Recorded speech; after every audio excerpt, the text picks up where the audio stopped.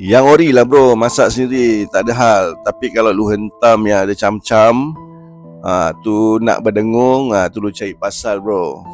Ramai yang ori bro, ramai yang ori Ori yang dia beli, yang ori, yang susu, yang kau dia minum kosong je bro. Kosong je bro. Tapi dia sangkut bro. Dia sangkut kan? Lepas tu dia terpaksa beli hari-hari. Minum. Tanya berapa lama dah minum. Dah 3 tahun, dah 5 tahun, dah 10 tahun. Semua datang merengek, merayu bro kan? PM bagi tahu susah nak berhenti, sakit. Korang je cakap tak ada, kosong je bang tapi susah gila nak berhenti, sakit badan bang. Kosong dia. Dia melainkan kau ambil 3 helai rendam je bro. Itu baru real bro.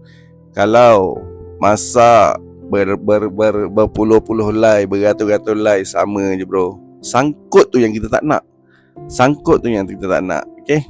Tapi tak apa, mana dah sangkut ni, saya nak tunjuk satu benda. Ini T-Fit. Kau ambil di malam hari, kau tahu kesan dia apa? Besok habis getah-getah semua akan keluar. Kau je 6-7 kali kat pergi toilet, confirm je bro. Ni party black seed.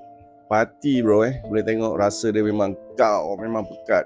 Memang tangkap tekak. Kalau kena benda ni, insyaAllah dia akan bagi kita energi balik. Okay, bagi tenaga sewaktu kita berhenti Cik Tom ni. Paling penting sekali adalah jus TG.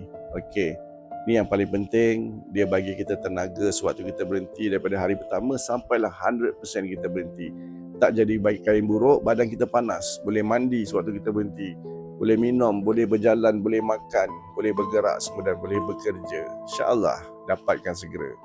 Dah sangkut, dah cuba macam-macam, jangan risau. Cuba jus TG, pasti berhenti. La ilaha illallah.